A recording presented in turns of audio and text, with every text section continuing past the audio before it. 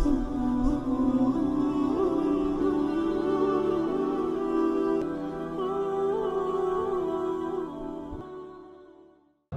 بالله من الشيطان الرجيم بسم الله الرحمن الرحيم إذ قالت امرأة عمران رب إني نذرت لك ما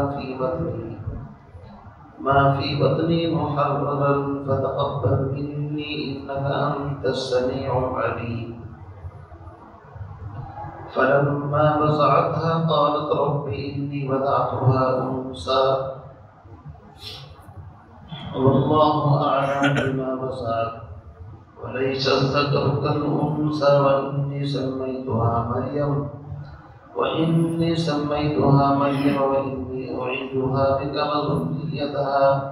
وذريتها من الشيطان الرجيم فتقبلها ربها بقبول حسن وأنبتها نباتا حسنا وكفلها زكريا كلما دخل عليها زكريا المحراب وجد عندها رزقا قال يا مريم أنى لك هذا قالت هو من عند الله إن الله يرزق من يشاء بغير حساب صدق الله العظيم.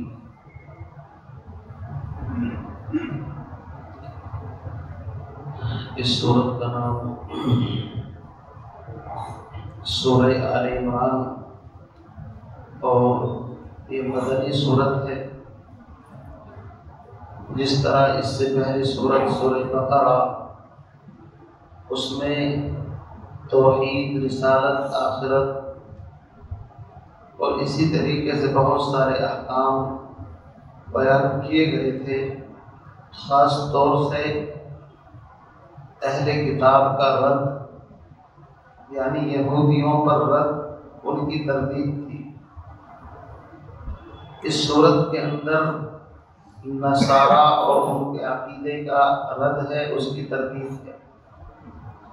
سورہ فاتحہ کے اندر غیر المغضوب علیہم ولا الضالین، ایک غیر المغضوب ہے، ایک ولا الضالین ہے.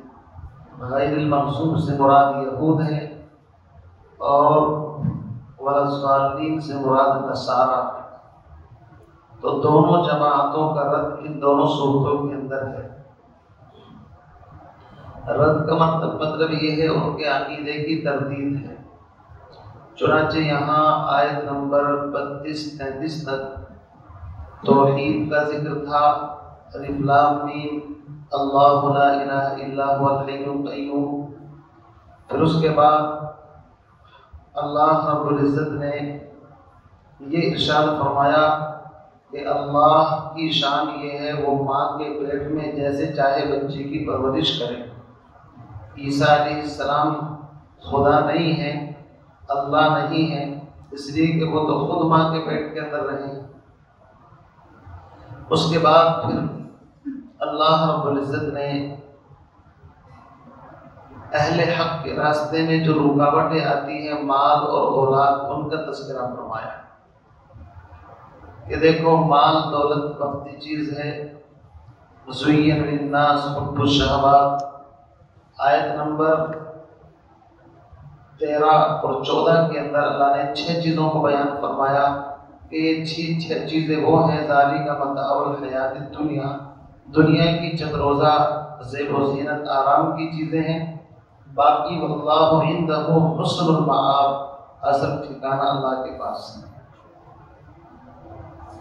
اس کے بعد پھر اہل ایمان کا تذکرہ فرمایا کہ اہل ایمان وہ ہیں الذین یقولون ربنا اننا آمنا، جو یوں دعائیں مانگتے ہیں ہمارے پروردگار ہم ایمان لے آئے، فاغفر لنا ذنوبنا، آپ ہمارے گناہوں کو معاف فرما دیجیے، وقنا عذاب النار، اور جہنم کی آگ سے بچا دیجیے.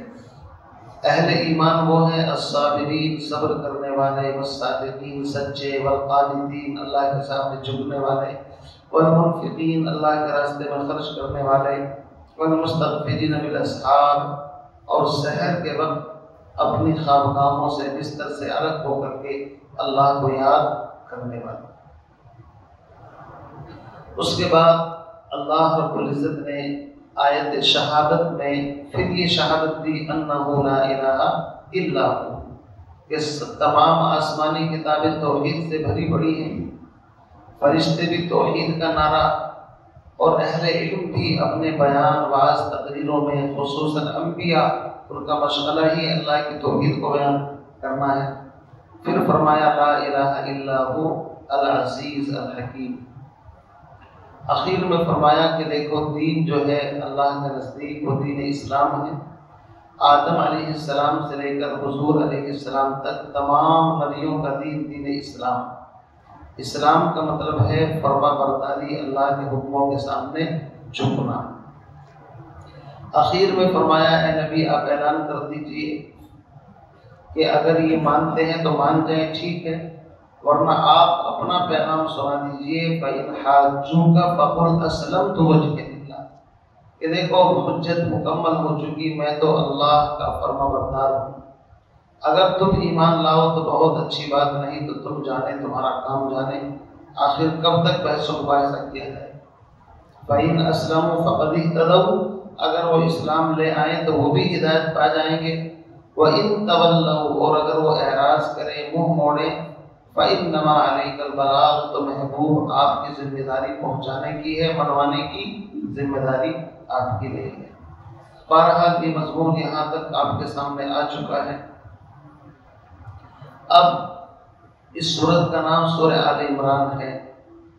اللہ رب العزت نے تقریباً 32 سے لے کر 63 32 آیات ہیں، ان میں حضرت مریم، حضرت عیسیٰ اور ان کے پورے خاندان کا، پوری فیملی کا تذکرہ فرمایا ہے۔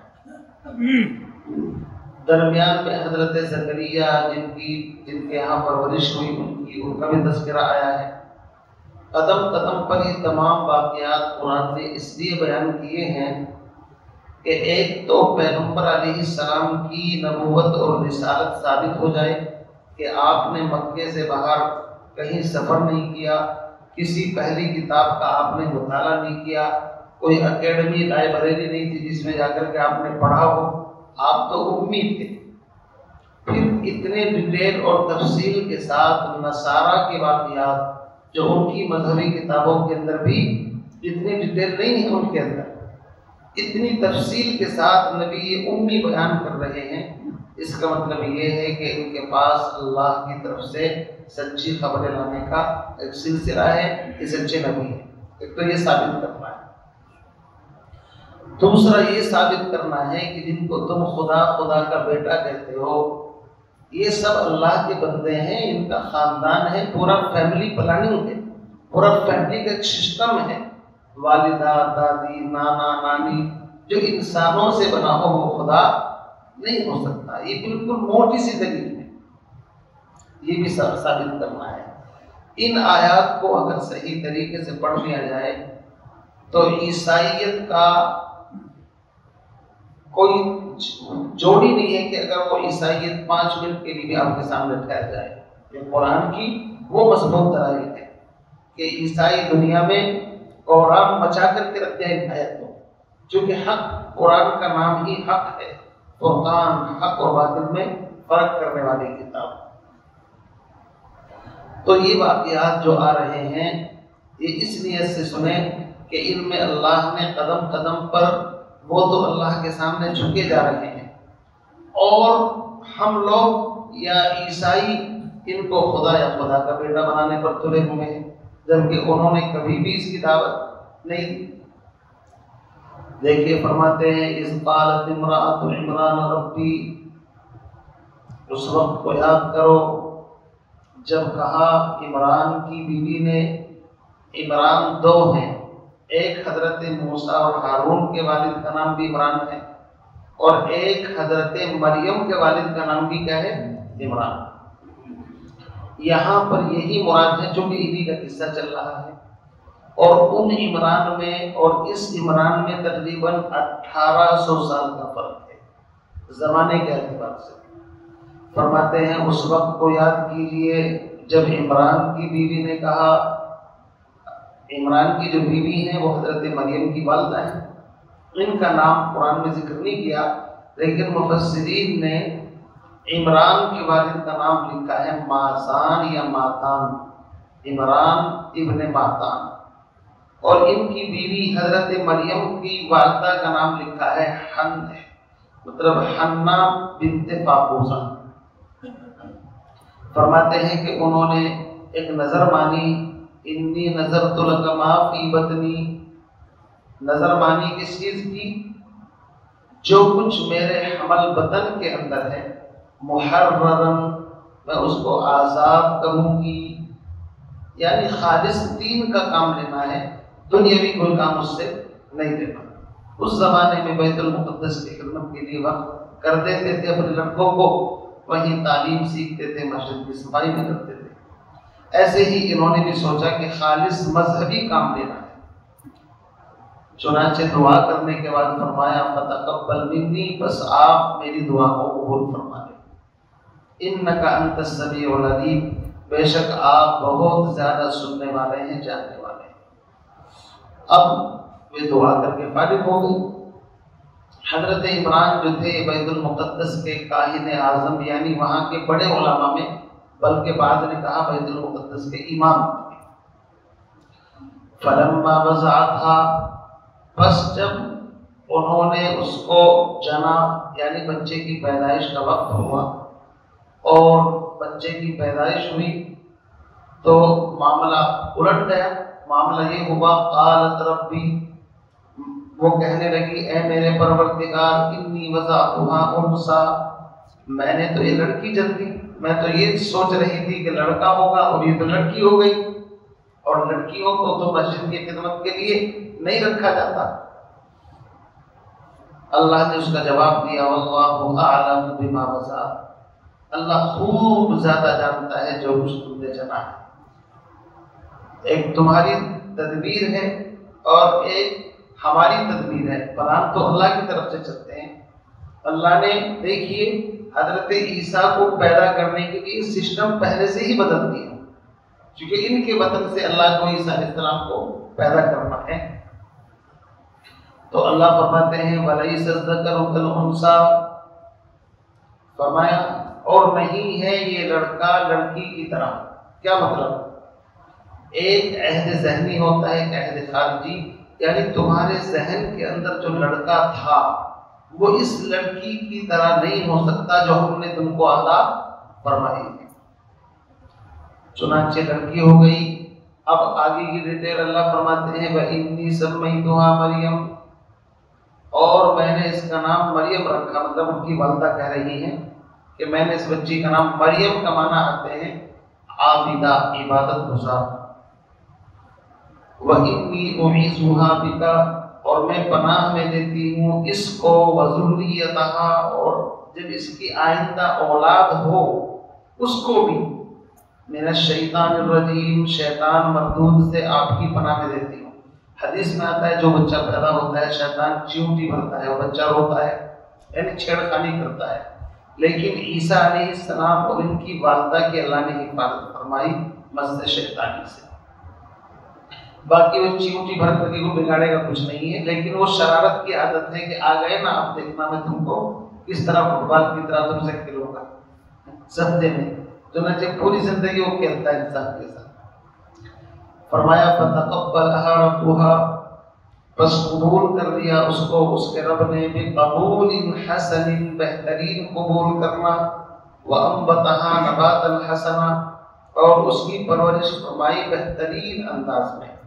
کہتے ہیں کہ حضرت مریم ایک دن میں اتنی بڑھتی تھی جسے ایک ہفتے میں، ہفتے کا سفر مہینوں میں۔ تو یہ سب ان کی کرامتیں بچپن سے شروع ہو گئی۔ کہتے ہیں وَكَفَّلَهَا زَكَرِيَّا، حضرت زکریا جو ہے خانو ہے، والد کا انتقال ہو گیا، تو انہوں نے اس کو اپنی کفالت میں لیا اور باہر سے دروازے پر قفل تالا لگا دیا۔ کلما دخل علیہا زکریا المحراب، جب جب بھی حضرت زکریا محراب میں داخل ہوتے، محراب جہاں امام صاحب نماز پڑھاتے اس کو کیا کہتے ہیں؟ محراب۔ محراب حرب سے بنا ہے، حرب کے معنی آتے ہیں جنگ۔ یہاں پر شیطان کے ساتھ جنگ چلتی ہے لیکن آپ کو نظر نہیں آتی، سمجھے نہیں؟ امام شیطان کے ساتھ کیا کرتا ہے؟ جنگ کرتا ہے۔ شیطان نہیں چاہتا کوئی نماز پڑھے، کوئی دین کی بات ہو، لیکن چونکہ جنگ یہاں پر چلتی ہے اس لیے اس کا نام ہی محراب، لڑائی جنگ کرنے کی جگہ۔ اور محراب اس حجرے کو بھی کہتے ہیں جو اونچی جگہ پر مسجدوں کے دائیں بائیں، جیسے مسجد اقصیٰ کے اندر تھے، اس میں وہاں کے خدام کام کرنے والے رہتے تھے۔ وجد عندها رزقا، تو زکریا علیہ السلام آتے باہر سے تالا کھولتے دیکھا بغیر موسم کے پھل رکھے۔ تو اگرچہ نبی ہے اور نبی کا ایمان اس میں کوئی شک و شبہ نہیں ہوتا، لیکن پھر بھی چونکہ دنیا دارالاسباب ہے تو اسباب کے تحت سوال پیدا ہوتا ہے آپ کو لا کر کے کون دے رہا ہے؟ تو قال یا مریم، کہنے لگے اے مریم، انا لکی ھذا، یہ کہاں سے آئے تمہارے پاس؟ قالت، حضرت مریم نے کہا ہو من عند اللہ، یہ اللہ کے پاس سے آئے ہیں۔ اور کہاں سے آئے؟ ان اللہ یرزق من یشاء بغیر حساب، بے شک اللہ جس کو چاہے بے حساب بغیر اسباب کے رزق عطا فرما دے، یہ بھی ترجمہ ہے۔ اور جس کو چاہے چھپر پھاڑ کر کے دے دے، یعنی ان گنت دے دے، جس کو کوئی شمار نہیں کر سکتا، یہ بھی اس کا ترجمہ ہے۔ اب ظاہر بات ہے ایمان کی مجلس ہو تو انسان کا ایمان بڑھتا ہے، اس کی سطح بلند ہوتی ہے، اور اسباب کی بات چلے تو اسباب کی طرف ذہن جاتا ہے، یہ فطرت ہے انسان کی۔ ابھی آپ مسجد سے باہر نکلیں تو نکلنے کے بعد اگر کوئی دقت ہوگی ڈاکٹر یاد آئے گا فوراً، کیونکہ اسباب کی دنیا ہے۔ اور اگر مسجد میں کسی کی طبیعت خراب ہو جائے تو امام صاحب یاد آئیں گے، آپ دمی کرا لو کم سے کم، چونکہ ماحول کا اثر ہوتا ہے انسان کے اوپر۔ تو زکریا علیہ السلام نے جب دیکھا کہ بھائی بات تو صحیح ہے، اللہ تو سب کچھ کر سکتے ہیں، تو زکریا علیہ السلام کی بڑھاپے کی عمر تھی، بال سفید ہو گئے تھے۔ سورہ مریم میں تفصیل سے آئے گی ان کی دعا، کاف ہا یا عین صاد، ذکر رحمت ربک عبدہ زکریا اذ نادی ربہ نداء خفیا، وہاں پوری دعا ہے، یہاں تھوڑے سے جملے ہیں اس کے۔ انہوں نے سوچا کہ پھر اللہ رب العزت مجھے بھی بغیر موسم کے اولاد دے سکتا ہے، چونکہ اولاد بھی روحانی پھل ہے انسان، اور اولاد کی دعا مانگنا نبوت کے خلاف نہیں ہے، نہ ولایت کے خلاف ہے۔ تو ان کو اولاد نہیں تھی، ان کو بھی تمنا ہوئی، اللہ کے سامنے فوراً ہاتھ پھیلا لیے، جھولی پھیلا کر کے دعا مانگنی شروع کر دی۔ اصل واقعہ اصل میں حضرت مریم اور عمران اور عیسیٰ کا بیان کرنا ہے، لیکن درمیان میں جن جن سے ان کا کنیکشن تعلق رہا ان کا بھی ذکر ساتھ میں چل رہا ہے۔ فرمایا ہنالک دعا زکریا ربہ، اسی موقع پر وہیں پر، ظرف زمان یا ظرف مکان، حضرت زکریا نے اپنے رب سے دعا کی، اپنے رب کو پکارا، اور دعا کیا کی؟ قال رب هب لي من لدنك ذرية طیبہ، اے میرے پروردگار آپ مجھے پاکیزہ اولاد عطا فرما دیجئے۔ پتہ ہے چلا کہ اولاد ہی نہیں مانگنی چاہیے بلکہ پاکیزہ مانگنی چاہیے، جو اولاد ماں باپ کی ناک نہ کٹائے، اور اگر اولاد مانگ لی اور پاکیزہ نہ مانگی تو پھر بڑی پریشانیاں ہوتی ہیں۔ تو ذریۃ طیبہ، ایسی ذریت جو پاکیزہ ہو، ماں باپ کا نام روشن کرے۔ انک سمیع الدعاء، بے شک آپ دعاؤں کے سننے والے ہیں۔ ادھر دعا مانگی، ادھر اللہ نے فوراً مہر لگا دی، چلو ٹھیک ہے، تم نے حضرت مریم کو دیکھ کر کے دعا مانگی ہے کہ بغیر موسم کے پھل مل رہے ہیں، میں بھی مانگ لوں۔ چنانچہ یہ نماز کے اندر مشغول تھے، چونکہ نماز اللہ سے تعلق کا اعلیٰ ترین ذریعہ ہے اور مانگنے کا بھی اعلیٰ ذریعہ ہے نماز۔ تو ادھر یہ نماز کے اندر تھے، اللہ نے فرشتوں کو بھیجا، میسج پیغام لے کر کے جاؤ ان کو بشارت دے دو۔ فنادتہ الملائکہ، بس فرشتے نے آواز دی، پکارا، وَهُوَ قَائِمٌ يُصَلِّي فِي الْمِحْرَابِ، درا حالانکہ وہ محراب میں کھڑے ہوئے نماز پڑھ رہے تھے، عبادت میں مشغول تھے۔ کیا میسج دیا؟ ان اللہ یبشرک، کہ اے زکریا اللہ تمہیں بشارت دیتا ہے، بیحییٰ، یحییٰ کی، یعنی نام بھی بتا دیا، بیٹا ہوگا اور نام اس کا یحییٰ۔ اس کا سب سے پہلا کام یہ ہوگا مصدقا بکلمۃ من اللہ، وہ اللہ کے کلمے کی تصدیق کرے گا، یعنی عیسیٰ علیہ السلام کے آنے سے پہلے راستہ ہموار کرے گا۔ چونکہ عیسیٰ کی پیدائش ایک معجزے کے طور پر ہونے والی ہے، لوگ ان پر اعتراض کریں گے، تو اللہ نے ان کی پیدائش بھی ایک معجزے کے طور پر کی تاکہ اپنے آپ کو پیش کر سکے۔ مجھے نہیں دیکھ رہے میں بڑھاپے کی اولاد ہوں، بتائیے بڑھاپے میں اولاد ہوتی ہے؟ اللہ نے جس طرح مجھے بڑھاپے کے اندر ان کی دعاؤں کے ذریعے سے عطا فرمایا، ایسے ہی میرے بھائی حضرت عیسیٰ آنے والے ہیں بغیر باپ کے آ گئے، تو نو ٹینشن نو پرابلم، وہ ان کی تصدیق کے لیے فیلڈ بنائیں گے، راستہ بنائیں گے، یہ کام ہوگا۔ فرمایا مصدقا بکلمۃ من اللہ، ایک صفت سب سے پہلے عیسیٰ علیہ السلام کی کیا کریں گے؟ تصدیق۔ واقعہ تو عیسیٰ کا ہی بیان ہونا ہے نا، تو ان کا واقعہ اس لیے بیچ میں آیا کہ ان کی پیدائش بھی معجزہ اور ان سے کام ان کے راستے کی ہمواری کا لینا ہے۔ دوسرا کام یہ ہوگا وَسَيِّدًا، سردار ہوں گے، وَحَسُورًا، اور عورتوں سے دور رہنے والے، یعنی فطرتاً نہ ان کی شادی ہوئی اور اللہ نے رہتے تھے معاشرے میں سماج میں، لیکن عورتوں میں ان کو ذرہ برابر کوئی دلچسپی نہیں تھی، ایک معجزہ تھا، بطور معجزے کے سمجھ لیجیے۔ بعض مفسرین کو غلطی لگ گئی، بعض کو انہوں نے لکھا کہ بھائی وہ جیسے عندین کہہ دیتے ہیں اس کو کہ عورتوں کی طرف رغبت نہ ہونا، یہ تو ایک عیب ہے، لیکن اللہ نے کسی نبی کو عیب دار پیدا نہیں فرمایا۔ یاد رکھیے عقیدہ یہ ہے کہ ہر نبی با کمال ہوتا ہے، اپنی امت میں جمال والا اور کمال والا ہوتا ہے، تو یہ ان کا دور رہنا اللہ کی طرف سے تھا۔ وَنَبِيًّا، اور نبی ہوں گے، مِنَ الصَّالِحِينَ، اور نیک صالح فرما بردار بندوں میں سے ہوں گے۔ نبوت ہی کا ایک حصہ ہے صالحیت، اس میں سے بھی ہوں گے۔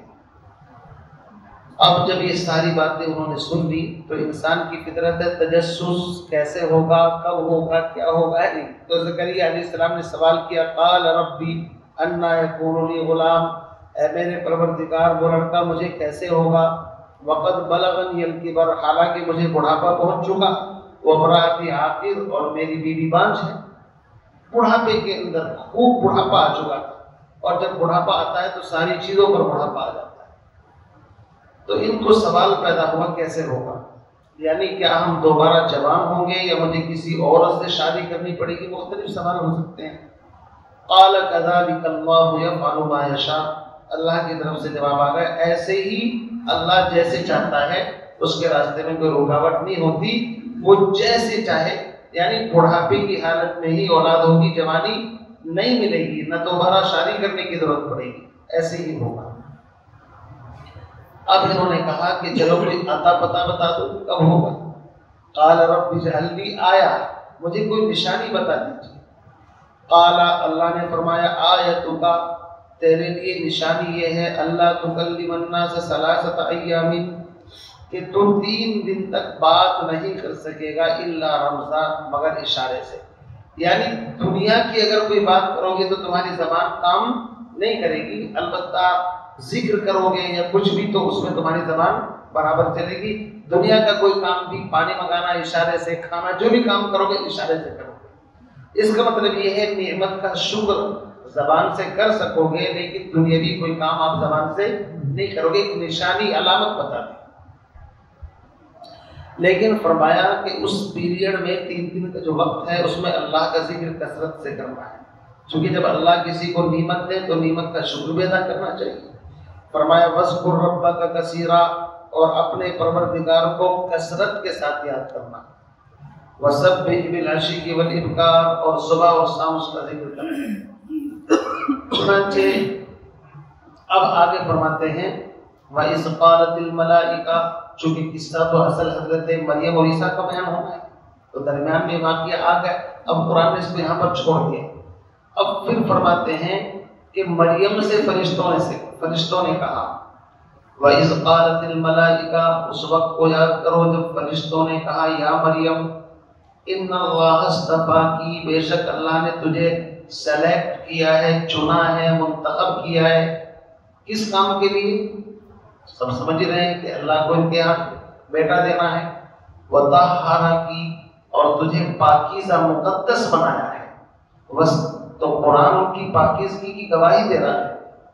ایک عیسائی نے ایک مرتبہ حضرت شاہ عبد العزیز رحمۃ اللہ علیہ سے یہ سوال کیا کہ قرآن ہمارے پیغمبر کی ماں حضرت مریم کی صفائی پیش کرتا ہے اور کہتا ہے تم پاکیزہ ہے، یہ ہے وہ ہے، اور تمہارے جو نبی ہیں محمد ان کی ماں کی پاکیزگی تو قرآن بیان نہیں کرتا۔ اعتراض سمجھ رہے آپ عیسائی کا؟ اور وہ یہ کہنا چاہتا تھا کہ ہمارے نبی کی ماں کا درجہ تمہارے نبی کی ماں سے گویا کہ بڑا ہے، چونکہ قرآن شہادت دے رہا ہے کہ پاکیزہ مقدس یہ وہ۔ اب عام بندہ ہو جائے تو الجھن میں پڑ جائے۔ انہوں نے کہا کہ حضرت اصل میں آپ کے نبی کی والدہ پر اعتراض کیا تھا یہودیوں، الزام لگایا تھا ان کے اوپر، تو قرآن کو اس لیے صفائی دینی پڑی، جبکہ ہمارے نبی کی والدہ پر الحمدللہ کسی نے کوئی اعتراض کیا ہی نہیں، تو صفائی کی ضرورت ہے ہی نہیں وہاں پر۔ تو جواب سمجھ آ گیا آپ کو؟ تو اس لیے دماغ کو ڈائیورٹ کرنے والے ایسے گھما دیتے ہیں ادھر سے ادھر۔ بھائی صفائی کی ضرورت تبھی تو پیش آئے گی جب اعتراض ہو، اور اگر اعتراض نہ ہو تو صفائی کی ضرورت نہیں ہے۔ تو ہمارے نبی کی جو والدہ حضرت آمنہ ان پر کوئی اعتراض الحمدللہ ہے ہی نہیں، تو صفائی کی ضرورت کہاں پیش آئے؟ تو تمہیں تو احسان ماننا چاہیے اس نبی کا کہ جس نبی پر کو قرآن نازل ہوا، کہ جس نے تمہارے نبی کی والدہ کی پاکیزگی کی صفائی دی، اور پھر تم ان کو ماننے کے لیے تیار نہیں، تم سے بڑا جاہل کون ہو؟ فرمایا وَطَهَّرَكِ وَاصْطَفَاكِ عَلَى نِسَاءِ الْعَالَمِينَ، اور منتخب کیا تم کو جہان کی عورتوں پر۔ روایت میں آتا ہے کائنات میں افضل ترین عورتوں میں اونچا مقام حضرت خدیجہ کا ہے، پھر حضرت عائشہ کا ہے، یا بعض فرماتے ہیں کہ حضرت فاطمہ رضی اللہ تعالیٰ عنہ کا ہے، بعض نے حضرت مریم کو بھی چوتھے نمبر پر لیا ہے۔ لیکن کل ملا کر کے بات یہ ہے کہ تو اللہ ہی جانتا ہے، لیکن حضرت خدیجہ کے بہت زیادہ فضائل ہیں، خود اللہ کی طرف سے عرش سے سلام آیا ہے حضرت خدیجہ کے لیے، یہی بڑی فضیلت کی بات ہے۔ اور ان کی زندگی میں حضور نے کبھی دوسری بیوی سے شادی نہیں کی جب تک وہ زندہ رہی، یہ بھی آپ لگائیں۔ اور ان کی عمر 40 سال اور حضور کی عمر 25 سال، اتنا فرق تھا، بہت آپ ان سے محبت فرماتے تھے۔ فرمایا یا مریم قمتی لربکی، اے مریم فرما برداری کر اپنے پروردگار کی، واسجدی اور اللہ کے سامنے جھک جا، ورکعی اور رکوع کر، رکوع کرنے والوں کے ساتھ بیت المقدس میں ہو، یہاں پر نمازیوں کے ساتھ نماز پڑھ لو، کوئی حرج نہیں۔ اب قرآن دیکھیے اس واقعے کو بیان کر کے اب تک جو واقعات گزرے، زکریا، ان کی پیدائش، ان کے یحییٰ علیہ السلام اور ان کی یہ تمام واقعات کی طرف اشارہ کر رہا ہے۔ ذالک من انباء الغیب، یہ تمام غیب کی خبریں ہیں، غیب کے قصے ہیں، نوحیہ الیک، جو ہم آپ کو وحی کے ذریعے سے سنا رہے ہیں۔ یعنی اس میں نبی کی صداقت ہے کہ اس پیغمبر کے پاس کہاں سے علم آیا جس نے مکے سے باہر قدم نہیں نکالا۔ اللہ فرماتے ہیں یہ غیب کی خبریں ہیں، نوحیہ الیک، اے میرے محبوب ہم تجھے پڑھ کر کے سنا رہے ہیں۔ وما كنت لديهم، اور آپ اس وقت بھی موجود نہیں تھے، اذ یلقون اقلامهم، جب یہ اپنے قلم ڈال رہے تھے، کس چیز کے بارے میں؟ ایہم یکفل مریم، کہ کون مریم کی کفالت کرے گا۔ وما كنت لديهم اذ يختصمون، اور اے نبی آپ اس وقت بھی موجود نہیں تھے جب وہ آپس میں جھگڑ رہے تھے۔ قرآن نے دو واقعات دو لفظوں میں بیان کر دیے کہ جب حضرت مریم کو لے کر کے آئے تو سب سے پہلا تو جھگڑا یہ ہوا کہ اب سے پہلے لڑکی کو خدمت میں رکھا نہیں گیا، رکھے بھی یا نہ رکھے، ایک جھگڑا تو یہی پیدا ہو گیا۔ بعض نے انکار کیا ہوگا، بعض نے ہاں کہا ہوگا، بعض نے کہا ہوگا بھائی منت مان نکی، ان کے والد بیت المقدس کے امام تھے، یار رکھ لو، کیا بارانی رائے تو طے ہو گئی کہ چلو جھگڑا ختم کرو، رکھ لیتے ہیں۔ اب دوسرا جھگڑا یہ ہوا کہ کون رکھے ان کو، ہر آدمی چاہتا تھا کہ اس کو میں اپنی کفالت میں رکھوں تاکہ بچی، ظاہر بات ہے اللہ کو اس سے کچھ کام لینا ہے تاکہ میرا بھی نام اس کے ساتھ جڑ جائے۔ تو اس بارے میں جب جھگڑا ہوا، حضرت زکریا نے کہا میں اس کا خالو ہوں، خالو باپ کے درجے میں ہوتا ہے، اور اس کی خالہ میرے یہاں موجود ہیں تو ہم اس کی دیکھ بھال کریں گے۔ تو وہاں کے جو خدام تھے انہوں نے کہا نانا ایسا نہیں ہو سکتا، خالو ہونا الگ چیز ہے لیکن اس سعادت میں ہم کوئی کمپرومائز نہیں کر سکتے، ہے نا، اتنی بڑی نعمت ہم آپ کو کیسے دے دیں؟ پھر کیا کرنا ہے؟ کرنا یہ ہے کہ جن سے ہم اپنی کتابیں لکھتے ہیں، قلم وغیرہ لکڑی کے قلم تھے، اس کو پانی کے اوپر ڈال دیں، اور جس کا قلم پانی کے اوپر کی طرف چلے، یعنی بہاؤ کی طرف نیچے نہ بہے، اگر نیچے بہ گیا تو ریجیکٹ، اور اوپر کی طرف گیا تو وہ اس کو لے گا۔ چنانچہ حضرت زکریہ کا قلم اوپر کی طرف گیا۔ اللہ فرماتے ہیں نبی جی آپ اس زمانے میں موجود نہیں تھے جب یہ واقعات پیش آئے ہیں، ہم آپ کو سنا رہے ہیں، پھر آپ ان کو سنا رہے ہیں، پتہ ہی چلا آپ سچے نبی۔ اذ قالت الملائکۃ یا مریم، اس وقت کو یاد کرو جب فرشتوں نے کہا اے مریم، اب یہ بڑی ہو گئی، ان اللہ یبشرکی، بے شک اللہ تعالیٰ بشارت دیتے ہیں تجھ کو، بکلمۃ، ایک کلمے کی، من اسمہ المسیح، اس کا نام مسیح ہوگا، عیسیٰ ابن مریم، وجیہا فی الدنیا والآخرہ، دنیا اور آخرت میں صاحب عزت وجیہ ہوگا، ومن المقربین، اور مقربین میں سے ہوگا، وَيُكَلِّمُ النَّاسَ فِي الْمَهْدِ وَكَهْلًا، بچپن میں بھی ماں کی گود میں بھی بات کرے گا، اور ادھیڑ عمر میں بھی بات کرے گا، وَمِنَ الصَّالِحِينَ، اور وہ نیک سالوں میں سے، فرما بردار بندوں میں سے ہوگا۔ یہ دوسرا پیغام جب اللہ کو حضرت عیسیٰ کی پیدائش کا وقت جب قریب آیا تو اس وقت فرشتے نے آ کر کے ان سے کہا۔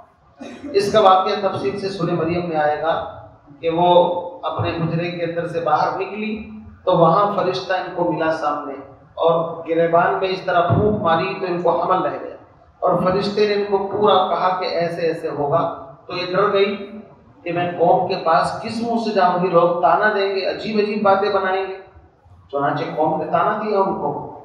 تو حضرت عیسیٰ علیہ السلام کے بارے میں فرشتے نے کہا تمہیں صفائی کی ضرورت نہیں، یہ بچہ خود ماں کی گود میں پیدا ہوتے ہی اپنی پاک دامنی کی گواہی دے گا۔ چنانچہ سورہ مریم میں ہے کہ جیسے عیسیٰ علیہ السلام پیدا ہوئے اور لوگ آئے دوڑ کر کے اعتراض کیا، تو عیسیٰ علیہ السلام نے کہا کہ انی عبد اللہ، میں اللہ کا بندہ ہوں، اللہ کا بیٹا نہیں کہا انہوں نے، جبکہ عیسائی ابن اللہ کہتے ہیں، اللہ کا بیٹا، انی عبد اللہ آتانی الکتاب، اللہ مجھے کتاب دے گا، وجعلنی نبیا، اللہ مجھے نبی بنائے گا، وجعلنی مبارکا اینما کنت واوصانی بالصلاۃ والزکاۃ ما دمت حیا۔ لمبی تقریر کرتی پیدا ہوتی تھی، اب وہ سب کے سب صدمے میں پڑ گئے کہ پہلے دن کا بچہ باتیں کرتا ہے، عجیب بات ہے، گود کا بچہ اگر تقریر شروع کر دے، اور تقریر بھی ایسی جیسے بڑا آدمی کوئی کرتا ہے، تو حالت تو خراب ہوگی نہیں ہوگی۔ تو یا تو ماننے کو تیار نہیں تھے، یا مانا تو اتنا مانا کہ بھائی یہ تو خدا کا بیٹا ہے، بس اس کا باپ کوئی نہیں، تو اس کو ڈائریکٹ خدا کا بیٹا ہی بنا دیا۔ یہ ہے لوگوں کی بدقسمتی۔ اسی کو اللہ فرماتے ہیں کہ یہ ساری صفات ہوں گی اس کے اندر۔ قالت ربی انا یکون لی ولد، حضرت مریم نے کہا پروردگار مجھے اولاد کیسے ہوگی، ولم یمسسنی بشر، مجھے کسی انسان نے چھوا تک نہیں۔ دو طریقے ہیں، یا تو زنا یا نکاح، اور دونوں طریقے نہیں وجود کے اندر آئے۔ قال كذلك اللہ یخلق ما یشاء، فرمایا اللہ ایسے ہی عطا فرمائے، یہ بغیر باپ کے، بغیر شوہر کے۔ اذا قضا امرا، اللہ کی شان یہ ہے جب وہ کسی کام کا فیصلہ کرتا ہے، فانما یقول له کن فیکون، تو وہ یوں کہتا ہے ہو جا، بس وہ ہو جاتا ہے۔ وَيُعَلِّمُهُ الْكِتَابَ وَالْحِكْمَةَ، اللہ اس کو کتاب کی تعلیم دے گا اور حکمت کی تعلیم دے گا۔ آگے کتاب اور حکمت کی تفسیر کر دی، وَالتَّوْرَاةَ وَالْإِنْجِيلَ، کتاب سے مراد تورات اور حکمت سے مراد انجیل۔ چنانچہ علماء فرماتے ہیں کہ عیسیٰ علیہ السلام نے پوری زندگی تورات ہی کی تعلیم کو نکھارا ہے، اور انجیل جو ہے وہ حکمت کی کتاب تھی، الگ سے اس میں کوئی الگ سے حکم نہیں تھا۔ بنی اسرائیل نے جن چیزوں میں گڑبڑ شڑبڑ کرتی تھی، بس تھوڑی بہت چینجنگ اس کتاب کے اندر تھی، ورنہ اصل انہوں نے تورات ہی کی تبدیل کی۔ اور ان کے بارے میں مشہور ہے کہ ایک عورت نے ان سے دعا کی درخواست کی، تو حضرت عیسیٰ علیہ السلام نے کہا کہ میں بنی اسرائیل کی کھوئی ہوئی بھیڑوں کی تلاش میں آیا ہوں، اور بچوں کے حصے کی روٹی کتوں کے سامنے ڈالنا مناسب نہیں ہے۔ اس کا مطلب یہ ہے کہ آپ کے لیے دعا میں نہیں کر سکتا، اس کا مطلب یہ ہے۔ اب آپ اس میں آپ سمجھیں گے بھائی یہ تو بڑی عجیب بات ہے، لیکن میں اس میں غور و فکر کرنے کے بعد اس نتیجے پر پہنچا ہوں عیسیٰ علیہ السلام کو جتنی ذمہ داری، چونکہ نبی کا کام ہوتا ہے جتنی ذمہ داری ملتی ہے وہ اتنا کرتے ہیں، اپنی طرف سے انٹرفیئر نہیں کرتے۔ یہ آخری پیغمبر کی خصوصیت ہے کہ مشرق مغرب شمال جنوب کالا گورا کوئی بھی ہو سب کی فکر ان کو کرنی تھی۔ اگر وہ بھی سب کی فکر لیتے تو عیسائی گڑبڑ کر دیتے کہ آخری نبی وہی تھے جناب، دیکھو سب کو دعوت دیتے تھے۔ میں اس نقطے پر پہنچا ہوں کہ شاید اللہ نے ایک بریک لگا دیا کہ آپ کو اس سے آگے نہیں بڑھنا ہے۔ اسی لیے ہم کہتے ہیں کہ ہر نبی اپنے اپنے زمانے میں اپنی اپنی قوموں کی طرف آئے ہیں، اور آخری پیغمبر وما ارسلناک الا رحمۃ للعالمین، پورے جہان کے لیے۔ تو فرماتے ہیں ورسولا الی بنی اسرائیل، نام بھی لے دیا کہ دیکھو صرف بنی اسرائیل کے نبی ہوں گے۔ یہ تو چلو اور تائید ہو گئی ہماری بات کی، اللہ نے فرمایا صرف بنی اسرائیل کے نبی ہوں گے، وہ بنی اسماعیل کے نہیں ہوں گے۔ انی قد جئتکم بآیۃ من ربکم، بے شک میں نے تم کو، انی قد جئتکم، بے شک میں آیا ہوں تمہارے پاس، نشانیاں لے کر تمہارے پروردگار کی طرف سے۔ حضرت عیسیٰ کو اللہ نے جو معجزات عطا فرمائے ان کا ذکر ہے۔ ان میں سے پہلا معجزہ انی اخلق لکم من الطین، میں مٹی سے تمہارے لیے ایک شکل بناتا ہوں، کہیئۃ الطیر، جیسے پرندے کی شکل، فانفخ فیہ، پھر میں اس میں پھونک مار دیتا ہوں، فیکون طیرا باذن اللہ، تو وہ اللہ کے حکم سے اڑنے والا پرندہ بن جاتا ہے۔ دیکھو باذن اللہ کہا، انہوں نے یہ نہیں کہا میرے حکم سے۔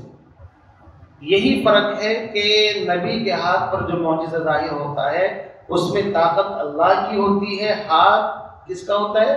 نبی کا۔ عیسائیوں نے کیا گڑبڑ کی؟ اپنی کتابوں میں جہاں باذن اللہ کا لفظ تھا اس کو ہٹا دیا، باذن اللہ ہٹا دو بس تاکہ نسبت ڈائریکٹ انہی کی طرف ہو جائے، یہ شرک پھیلا۔ تو انہوں نے کہا وَأُبْرِئُ الْأَكْمَحَ وَالْأَبْرَصَ، اور میں مادرزاد اندھے اور نابینا اور کوڑ کے مرض کو اگر مطلب وہ دم کر دوں، وَأُحْيِي الْمَوْتَى بِإِذْنِ اللَّهِ، اور اللہ مردوں کو زندہ کر دیتا ہے بِإِذْنِ اللَّهِ، اللہ کے حکم سے۔ مردوں کو زندہ بھی کیا انہوں نے، یہ کس کا معجزہ؟ حضرت عیسیٰ علیہ السلام کا۔ مولانا قاسم نانوتوی رحمۃ اللہ علیہ جنہوں نے دیوبند کے مدرسے کی بنیاد رکھی، ان کے بارے میں آتا ہے ایک مرتبہ آ رہے تھے، لوگوں کو کچھ شرارت سوجی کہ ملا کا مذاق اڑائے تھے، ملاؤں کا مذاق اڑاتے ہیں نا۔ ایک آدمی کو سیٹ کیا کہ جنازے کی چارپائی پر لیٹ جا کپڑا اوڑھ کر کے، ہم کہیں گے جناب جنازے کی نماز پڑھا دو، اور جب یہ دوسری تیسری تکبیر کہے گا، 4 تکبیر نماز جنازہ فرض کفایہ ثنا واسطے اللہ تعالیٰ کے، دعا واسطے میت کے روح کعبہ شریف کی طرف اللہ اکبر کہہ کر کے نیت باندھے، دوسری تکبیر میں تم ہنستے ہوئے کھڑے ہو جانا اور پھر ہم اس کا بے وقوف بنائیں گے۔ کہتے ہیں کہ حضرت نے اپنا نماز پڑھانی شروع کر دی، اب وہ انتظار کر رہے کہ 2 تکبیریں ہو گئی، 3 4 تکبیریں ہو گئی، حضرت کھڑے ہونے کے لیے تیار نہیں۔ حضرت نے کہا بھائی ٹھیک ہے اللہ مغفرت فرمائے، بھائی لے جاؤ جنازہ پڑھانے کے بعد۔ اب اس کے پاس گئے، چہرے سے کپڑا اٹھایا بھائی تو دیکھا اللہ تعالیٰ کو مستقل کے لیے پیارا ہو جائے، ہمیشہ اس کے لیے۔ اس لیے کسی عالم دین سے ایسی مذاق کبھی نہیں کرنی چاہیے، سمجھیں؟ وَأُنَبِّئُكُم بِمَا تَأْكُلُونَ وَمَا تَدَّخِرُونَ فِي بُيُوتِكُمْ، فرماتے ہیں میں تمہیں بتلا دیتا ہوں وہ چیزیں جو تم کھا کر کے آتے ہو اور جو گھر میں فریج میں لگا کر کے آتے ہو، وَمَا تَدَّخِرُونَ جمع کر کے آتے ہو، یہ بھی اللہ کے حکم سے۔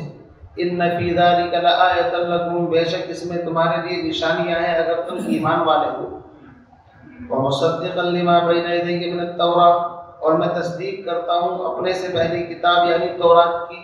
وَلِأُحِلَّ لَكُمْ، اور اے بنی اسرائیل میں آیا ہوں اس لیے تاکہ حلال کر دوں تمہارے لیے بعض وہ چیزیں جو تم نے اپنی گستاخیوں کی وجہ سے حرام کر لی، نافرمانی کرتے تھے تو اللہ سخت حکم بھیج دیتے تھے۔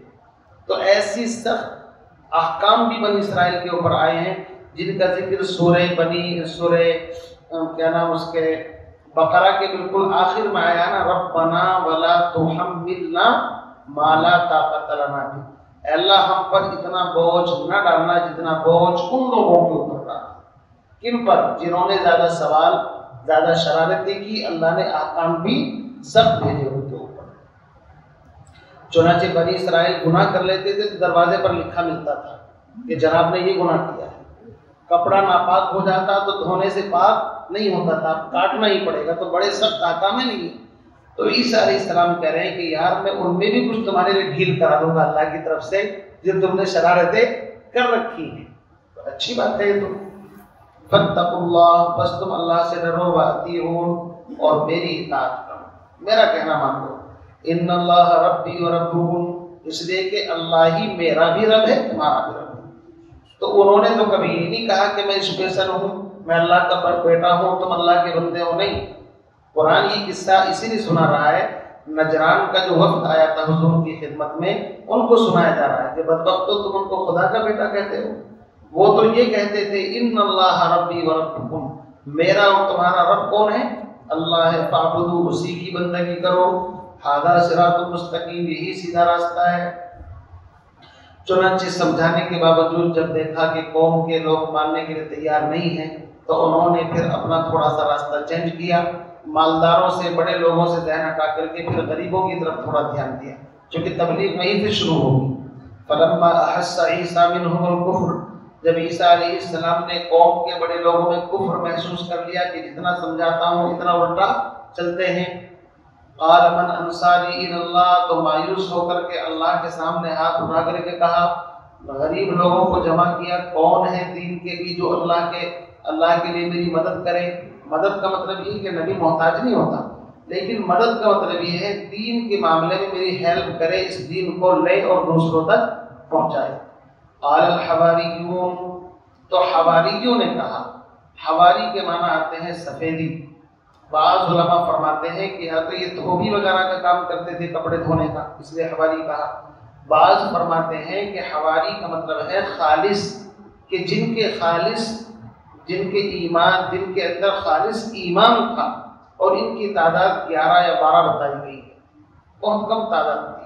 ان لوگوں نے کہا نحن انصار اللہ، ہم آپ کی ہیلپ اور مدد کے لیے تیار ہیں، اور اعلان کرتے ہیں آمنا باللہ، ہم اللہ پر ایمان لاتے ہیں، واشہد، اور اے نبی تو گواہ ہو جا بأننا مسلمون، ہم سب فرما بردار ہیں۔ تو ان حواریوں نے اپنے ایمان کا اعلان کیا۔ ربنا، اے ہمارے پروردگار، آمنا بما انزلتا، ہم ایمان لائے اس چیز پر جو آپ پر نازل ہوئی، واتبعنا الرسول، اور ہم نے تیرے رسول کا اتباع کیا، یعنی عیسیٰ علیہ السلام کا، فاکتبنا مع الشاہدین، بس آپ ہمیں گواہوں میں لکھ لیجئے، فرما برداروں میں لکھ لیجئے۔ یہاں تک یہ مضمون ہو گیا۔ آگے کی جو آیت ہے، ان آیات میں اگرچہ آیت آگے تک ہے لیکن آپ لوگوں کو نیند بھی شروع ہو گئی ہے ماشاءاللہ علی، تو اس اعتبار سے سبق کو یہی موقوف کر دیتے ہیں۔ آگے کی آیات میں وَمَكَرُوا وَمَكَرَ اللَّهِ سے حضرت عیسیٰ علیہ السلام کا زندہ آسمانوں پر اٹھایا جانا، اس کا تذکرہ ہے۔ تو اللہ نے ان کو زندہ کس طرح آسمانوں پر اٹھایا، انشاءاللہ اس ہفتے۔ ابھی بھی میں بہت شارٹ کٹ میں کر رہا ہوں، آپ سمجھ لیں، ورنہ تو دو چار آیتوں میں پورا وقت گزر جائے گا، پتہ بھی نہیں چلے گا۔ لیکن یہ ہے کہ چلو کسی چیز کو اگر مکمل حاصل نہیں کیا جا سکتا، ما لا یدرک کلہ لا یدرک کلہ، تو مکمل چھوڑا بھی کچھ، تھوڑا ہلکا ہلکا تھا، ٹیسٹ لے رہے ہیں کہ آپ ذائقہ، تو ہو سکتا ہے پھر آپ فجر کی تفسیر کے اندر شرکت فرمائیں، چونکہ اصل تفسیر صبح کے وقت کی ہوتی ہے، یہ تو پورے ہفتے کا جو اکٹھا ہو جاتا ہے، ہم جمعرات میں اس کو تھوڑا سا کر لیتے ہیں کہ جو لوگ فجر میں نہیں آ سکے یا بیچارے دور دراز سے، ان کو بھی کچھ تھوڑا بہت پتہ چل جائے۔ ورنہ تو قرآن تو ایک سمندر ہے، ایک قطرہ اٹھانا اس کے اندر سے اور منہ تک لے جانا اور منہ کے اندر ٹپکا دینا، ظاہر بات ہے گرمی کے موسم میں وہ بھی تو پیاس اور طلب جاتی ہے۔ اللہ تعالیٰ ہمارے اس بیٹھنے کو قبول فرمائے، اور قرآن پاک کی اس تفسیر کے حلقے کو اللہ تعالیٰ اپنی بارگاہ میں شرف قبولیت نصیب فرمائے۔ میری اور تمام ہم سب کی اللہ تعالیٰ مغفرت کا اور نجات کا اس کو ذریعہ بنائے۔ سبحان اللہ، سبحان اللہ۔